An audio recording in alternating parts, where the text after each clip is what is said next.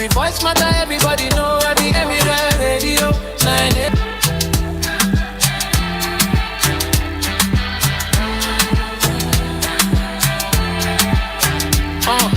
Culture, music, news and more. Open mic, we open door. If not your voice, we go amplify. Emirate radio, make you testify. Emirate radio, make you testify. On Emirate radio 98.5. The voice of the people we they come alive. Your story, your song, your melody.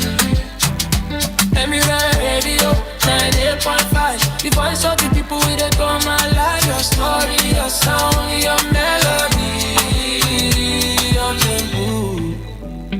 Emirate radio 98.5. The voice of the people.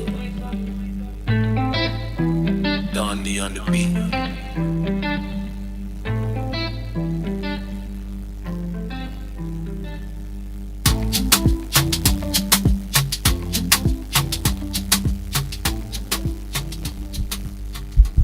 Every society has a heartbeat, and on the pulse, we listen closely.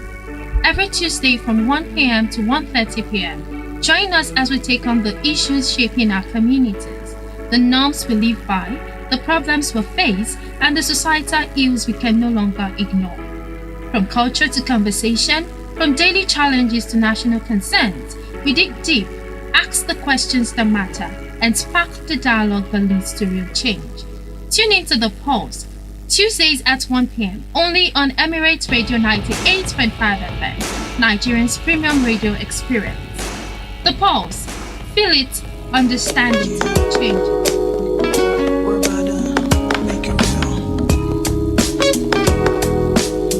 I'm trying to say yes, help me. Show one check at your bed.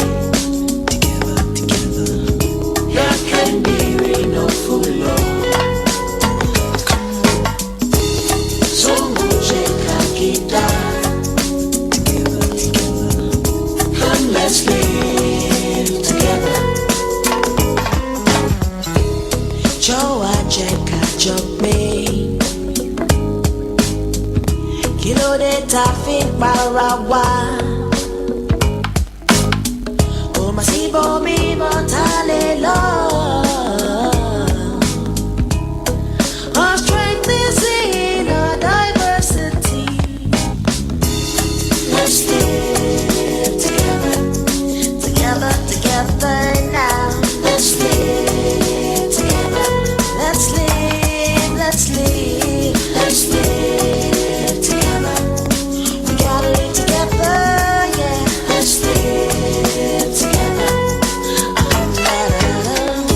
There can be no full love.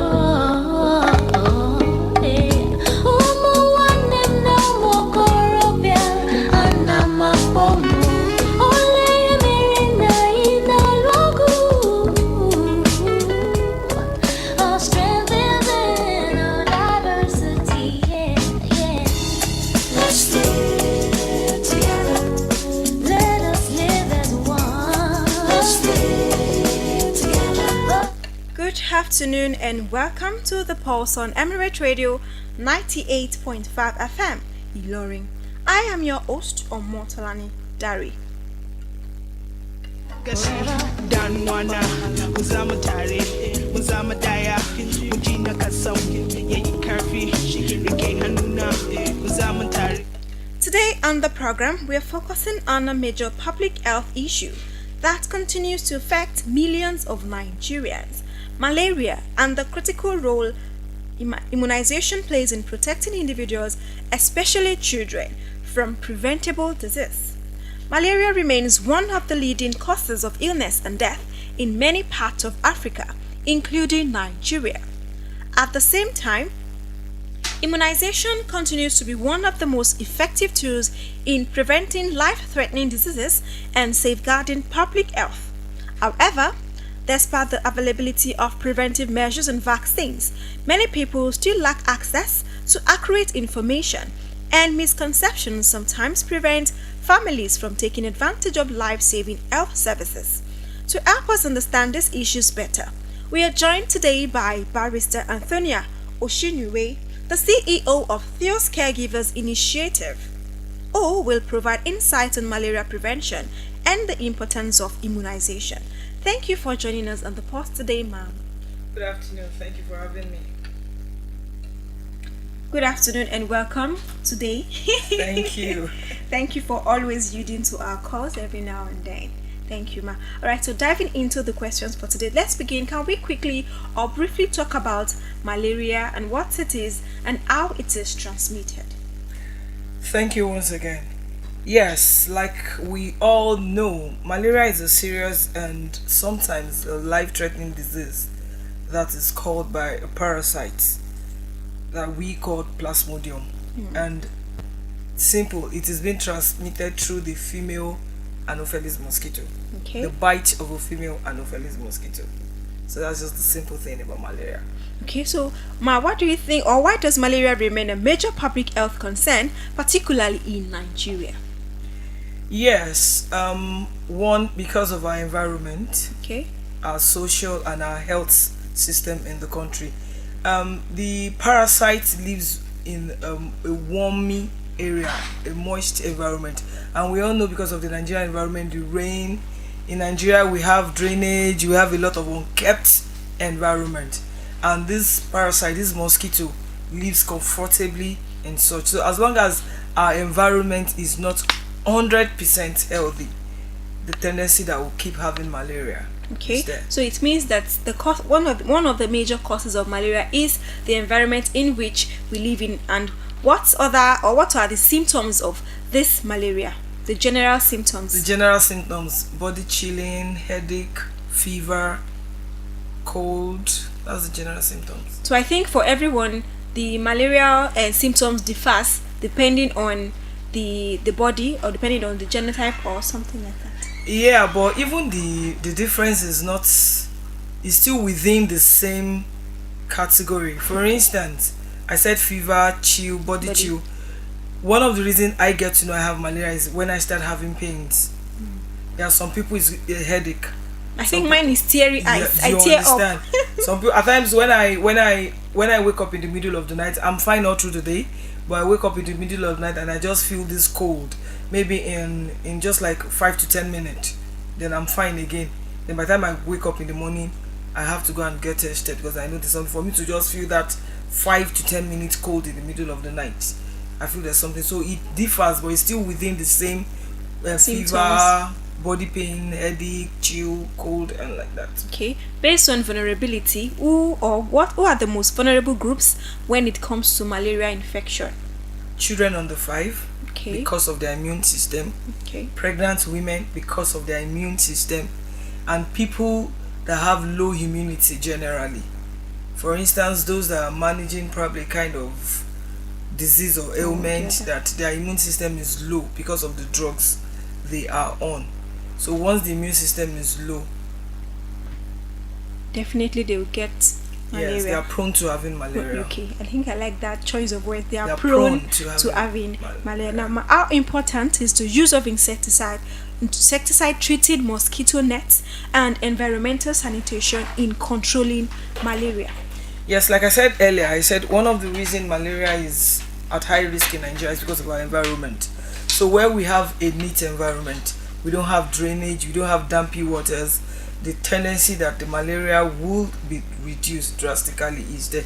And for the use of insecticide, the treated insecticide net does not allow the mosquito to come near you. So it is very important, but our people complain about it, one probably because of the treatment. Some people also react to the treatment, and I tell people you only react to the treatment in the net if you did not treat the net the way you're supposed to, in the sense that when we give you insecticide treated mosquito net, we tell you spread it In the under sun. yes for a particular hours Period. before you use it. Some don't bother to use it, so that's why some of them will use it and they start having itchy eyes and Itchy peppery skin, skin, yes. you understand. So but the thing is, the reason why you are supposed to spread it is to allow the sun and the warmness of the weather To cool it. cool the treatment on the net. But it is very, very effective. I have not seen anybody that would say, oh, even despite me using the treated net, mosquito is still biting me. So is there a durability for the treated mosquito net? And I guess, is it safe to say that we need to put the treated mosquito net in the sun before proper usage? Yes, in the sun, but not the scorchy sun. Okay. We tell people not the scorchy sun. We just want more like a cool weather, just a cool weather. And it is very, very important. In fact, it's a must that you spread for at least 2 days before you use. Okay, so what are the most effective ways to prevent malaria at the individual and community levels? Well, at individual and community level, the first thing is make sure your environment is neat. Okay. Then get tested. We're talking about fever, chilling. There are times that you have fever and it's not malaria. There are times you have fever. You wake up and you feel, oh, I'm having body pain. Oh, my body is hot. Oh, let me treat malaria. And after treating malaria, you find out that your body is still hot. So I tell people, no matter how it is, even when I go to the hospital, I cannot get to the hospital and the doctor will ask me, what is wrong with you? And I tell you, oh, I've been having a headache for like 2 days. I'm feeling feverish. And the doctor like, okay, let me write anti-malaria for you. I will say, no, get me tested first. So we need to get tested and treated. Then the insecticide net, then this spray. Yes, to some people, like I said, we differ. Like me personally, I don't use all these insecticide sprays. I don't use it because I react to it. Some of them are doing odorless now. Yes, they are doing odorless now. But the thing is, without odorless, I'm not a medical person, so I don't know how effective that is. What I mean by how effective, I don't know how preventive, let me use it like that, for someone like me that reacts ordinarily to fleet. So I don't know that odorless. Is it that I'm not going to inhale what I would ordinarily inhale in the normal fleet? Yes. But that is available. Then we also have mosquito repellent. Mosquito repellent are also very, very effective. I didn't get to know the effectiveness until when I went for my service in the north. I found out that when we use mosquito repellent, you just be hearing the sound. Won't touch you. So mosquito repellent is also effective. But as individual, the most important thing is we keep our environment neat. And if we can keep our environment neat as individuals, automatically we are keeping our community neat. Okay, I guess that sums up the two, that as individuals, to our dear listeners, if you're listening, please note that as individuals, if you keep on with your cleaning your space, cleaning your environment, definitely you're cleaning the community. If you clean yours, if your neighbor does, if the other neighbor does, that means the community will definitely be clean and free of mosquitoes. Okay, Ma, there are often misconceptions about malaria treatment. What is recommended approach to diagnosis and treatment?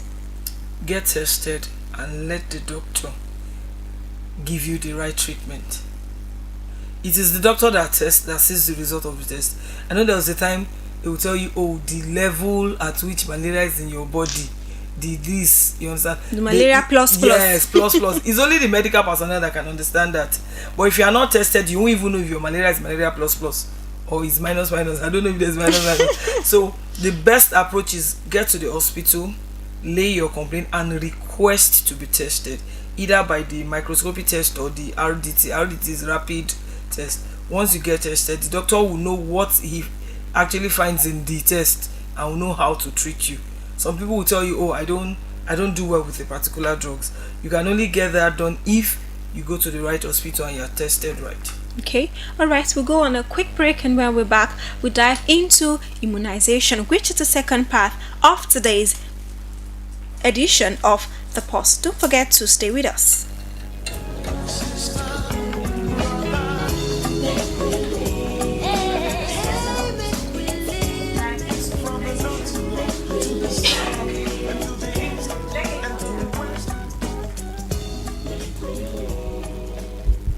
Every society has a heartbeat, and on The Pulse, we listen closely. Every Tuesday from 1 p.m. to 1:30 p.m. Join us as we take on the issues shaping our community, the norms we live by, the problems we face, and the societal ills we can no longer ignore. From culture to conversation, from daily challenges to national concerns, we dig deep, ask the questions that matter, and spark the dialogue that leads to real change.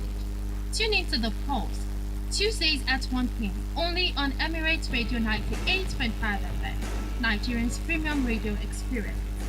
The Pulse.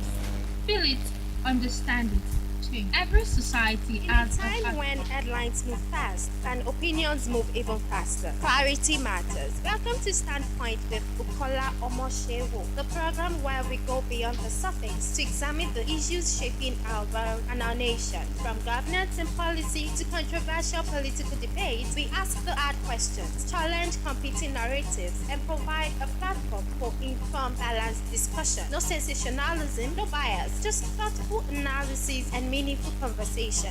Join Kola Omoshewo every Monday to Friday, 10 to 11 a.m. on Emirate Radio 98.5 FM. Standpoint, your take, your voice, your nation. In a time when headlines move fast and opinions move even faster.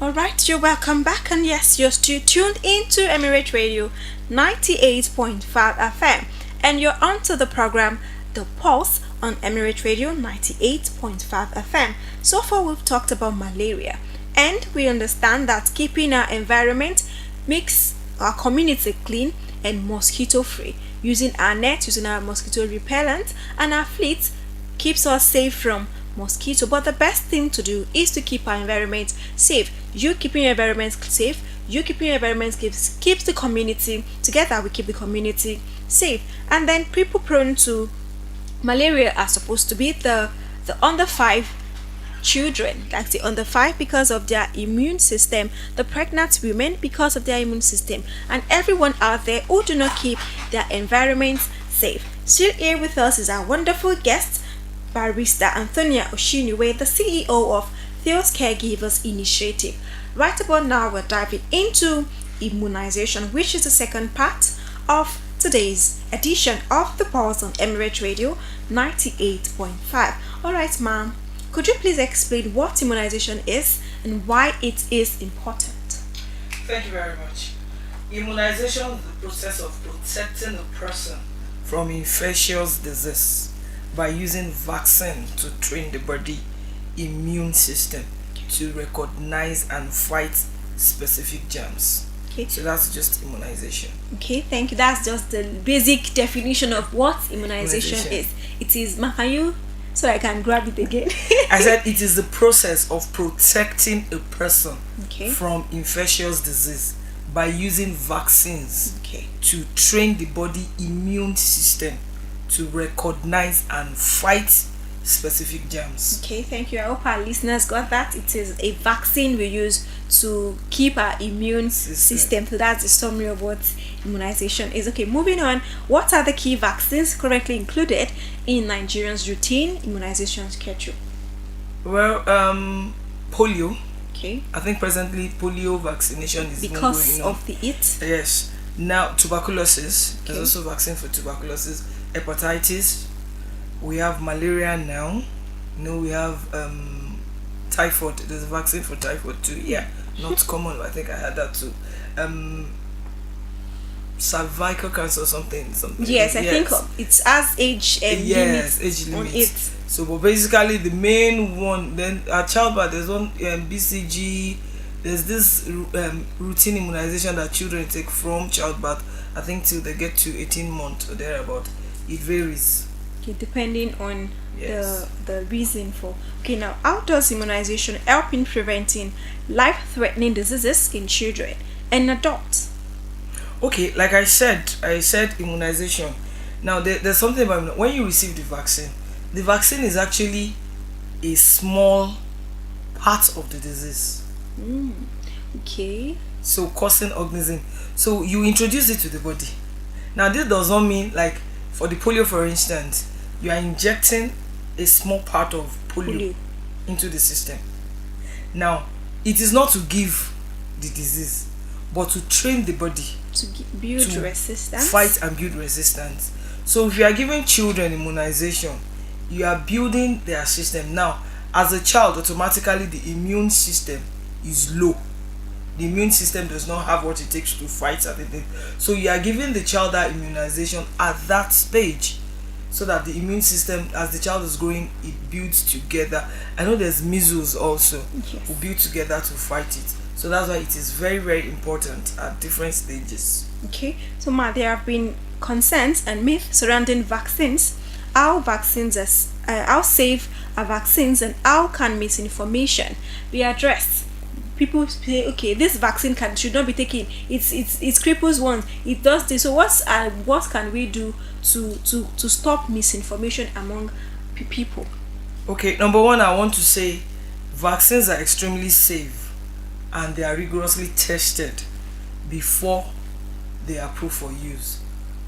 The way our health system is, it's not that somebody will just come up in learning and say, oh, I've produced something. It goes even outside Nigeria. It goes through the world process. So it is tested. I remember when we had the issue with COVID and everything, there was this misconception that, oh, they want to reduce the population. That's why they are giving us COVID. Those that are taking COVID, they will die after 3 years and so like Something that. will stick in there and the you fuck we understand? owe them. So I think it's just the general mentality we have in Africa. Like, you just feel once something is not what we are used to, we just feel it is a way to cause another wahala. But like I said, there's no vaccine that they will bring into Nigeria that it has not been tested. So it is safe. Okay. Alright, so recently malaria vaccines have been introduced in some regions. Can you tell us about the malaria vaccine, and its effectiveness? Yes, the malaria vaccine has been introduced to Nigeria also, but not to all part of Nigeria. The main malaria vaccine currently being used is what we call the RTS SA/AS01. You know how mosquitoes, there's a way is developed especially to protect young children against the plasmodium, and now it is being given starting from the month 5 to 6 of age, and I think up to their 2 years. The vaccine is administered in 4 doses over 18 months to provide the best protection. We don't have it in all regions of Nigeria, but some. I'm also new to that. I didn't know that. But some with part time, of- I realized yes. that there's some part that has the There malaria is- vaccine they are, and all. they are just in the pilot phase recently, so it's not circulated So yet. with time, it definitely time, will yes. come to us. Okay, ma, let's talk about access and community participation. Are there enough healthcare facilities and outreach programs to ensure access to malaria prevention and immunization services?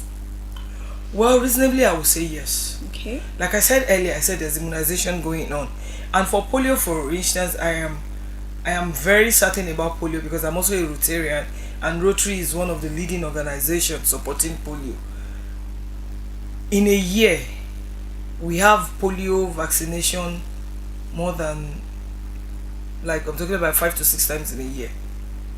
And when we're talking about this, the least days is 5 days. For this that is going on, and I think it's 6 days.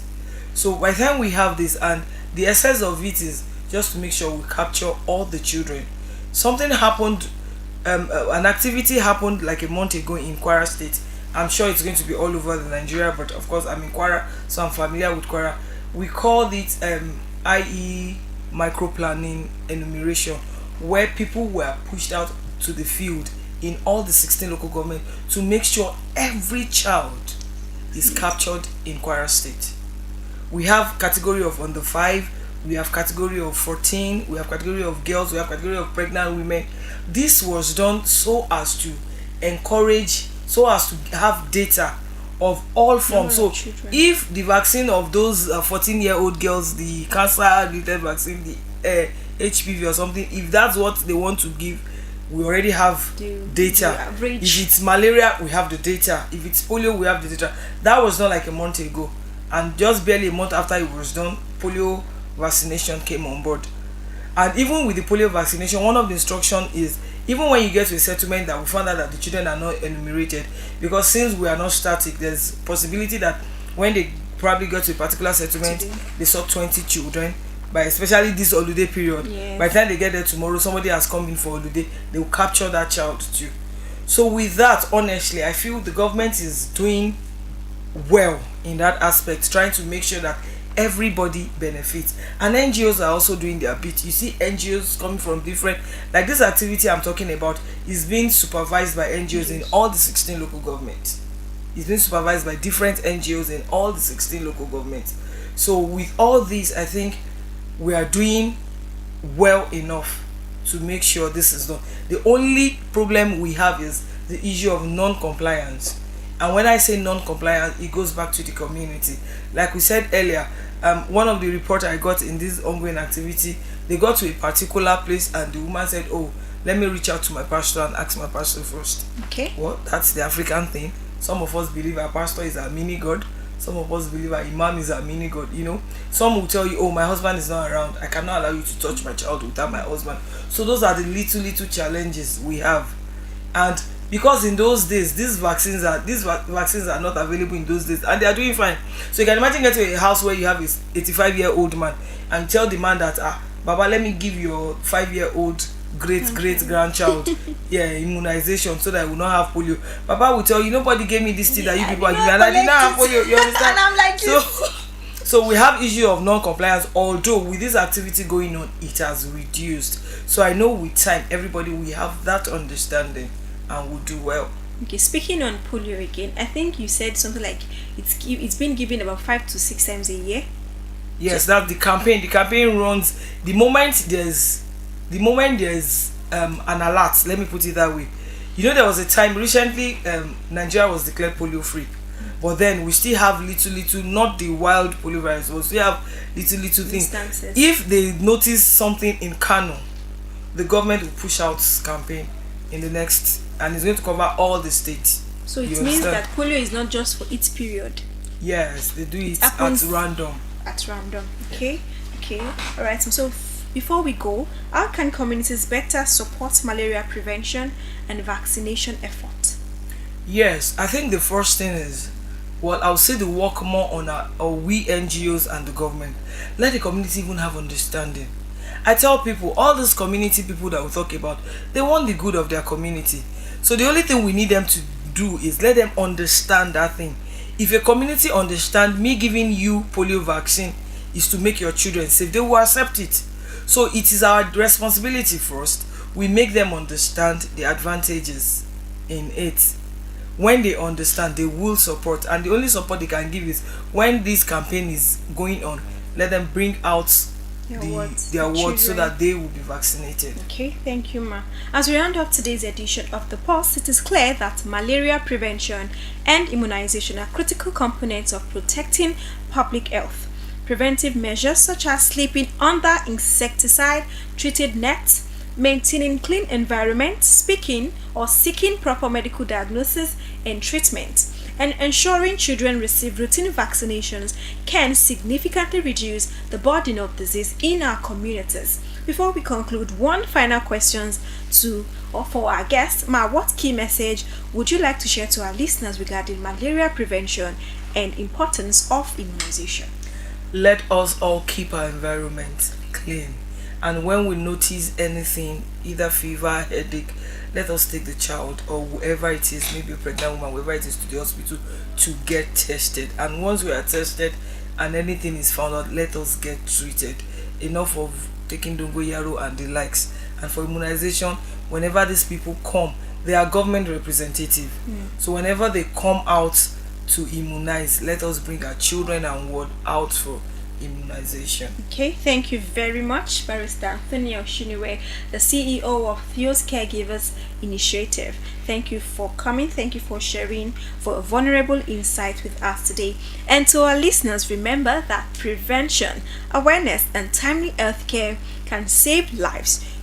Kudos to all our team on and behind the scene. Thank you very much for making the Pulse edition of today on Emirate Radio 98.5 FM. And yes, you've been listening to the Pulse on Emirate Radio 98.5 FM. I am Omotolani Dari. Do not forget to stay informed, stay healthy, and join us again next time for another important conversation.